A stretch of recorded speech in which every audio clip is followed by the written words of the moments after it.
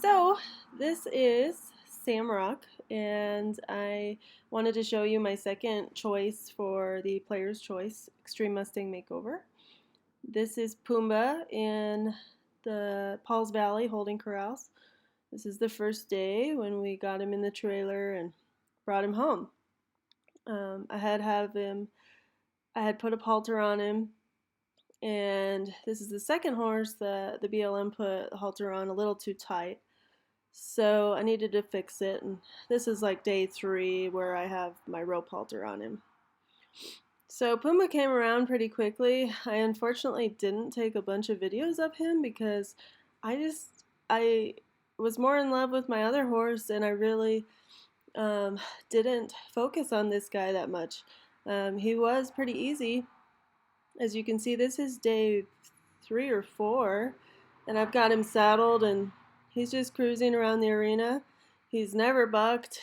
He didn't buck that day. He just took it all in stride. What was interesting with Pumbaa is I had a lot of trouble with him dragging me around, and he was he would be soft at times on the halter, but then other times he would just stick his nose out and pull me and drag me wherever. Here I actually have his head tied around. You can see he's fighting it pretty good. He's just very different than any other horse I've trained. He doesn't think the same. He thinks more like a donkey is what I've actually figured out. So here I want to say this is like day 6, and I'm getting ready to ride him, so I didn't even realize until I watched this video that I kind of taught him how to come to the mounting block. I mean, this is just how little time I devoted to this horse. I spent probably less than an hour with him every day, and this is day 6. And, you know, I feel like now watching this that I probably just wasn't very fair on him. And I just had it in my mind that I was not going to show this horse. And I was just going to tip him out.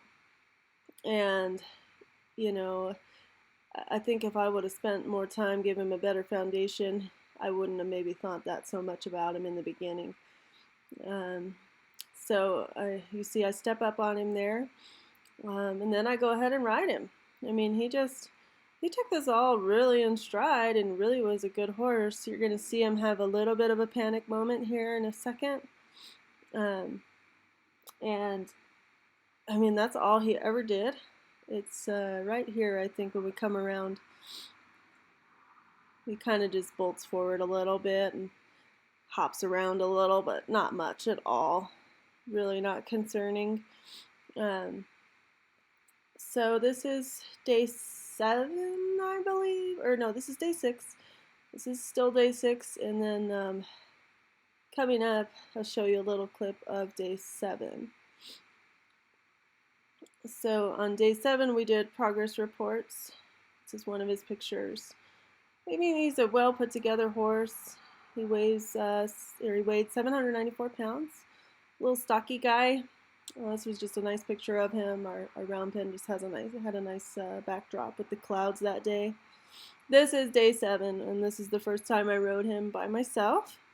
The cameraman is my viewer and making sure that I am good, but he really was pretty good. Looking back at these videos, he really just took it all in stride.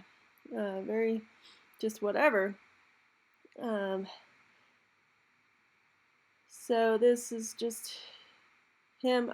What I figured out with him is I just kind of got to let him go where he wants. If I start to pull on him or pick on him, it just doesn't go very well. So that was day 7.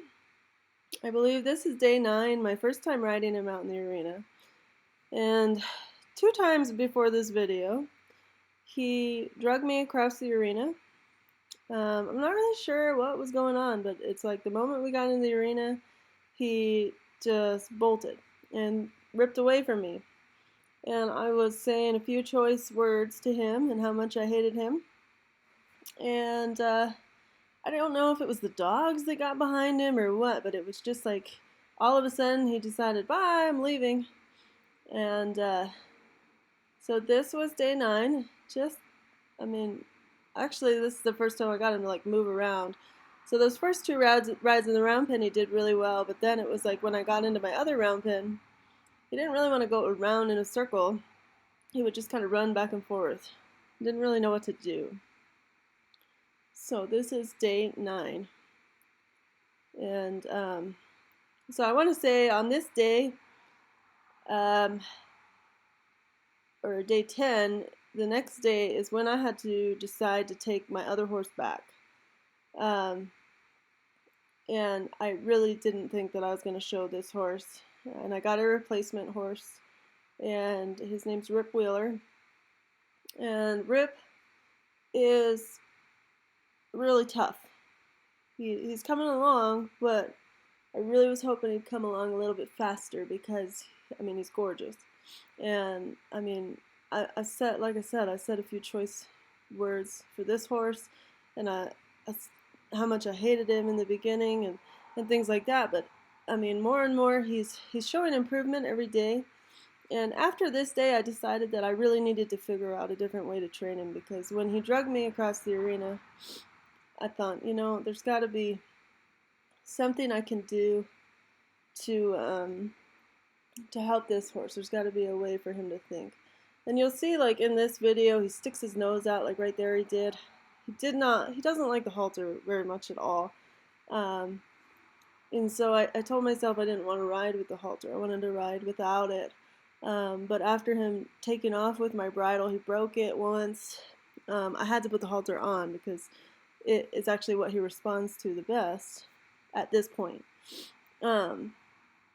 So I figured out that he wants to stick his nose out. He wants to fight whatever's on his nose. And actually, when we were at the BLM, he totally avoided the halter. Like, he acts like you're gonna deworm him all the time. But anyways, I'm gonna go back to talking about this horse and him just really thinking differently, thinking more like a donkey. And so I decided around, you know, when I got back with Rip that I needed to train this horse differently. And there needed to be a change because we just weren't getting along with what we were doing. And to a lot of people, he probably looks pretty good. I mean, this is the first ride in the arena, you know, and he's going around. Like, why didn't you choose this horse? You know, like this, you didn't need a replacement. It was just like me not getting along with it more than anything. And I really didn't think he was the one, but every day he's just getting better and better, and he's looking more like it. You're going to see him in this next video clip. I believe it was the next day or a couple days later. It was when I got back from Oklahoma with Rip. This next video clip is me riding him, and you can kind of see in some of it he's totally avoiding the bit. He's bolting, he's running off, and I figured him out, he's just completely and utterly confused, and doesn't like to be constricted, doesn't like to be told what to do. He just really, you need to slow everything down for him, otherwise his go-to thing is bolt. Like I said earlier, he's not a bucker or anything like that, but he will bolt. And here I'm just really trying to get him over by those obstacles, and he just wanted to hang out over here in the corner. And there he takes off with me. And so, you know, I just was having a hell of a time with this horse. He just was not, I couldn't figure him out, you know. And really, I mean, you look back at this, or I look back at this and I go, you know, it really was pretty easy. And so now, this is the first video. So now I'm going to start documenting where he's at. This is like day 13 or something. So now we're on to like, I don't know, we're probably closer to day 20 at this point. But I want to show you the difference in what I've done with him now, and how much further we're getting along and what I changed. Thanks for watching the first couple weeks with Pumbaa, Stay tuned for his next updates, and please subscribe to Rock Horses on YouTube. Thank you.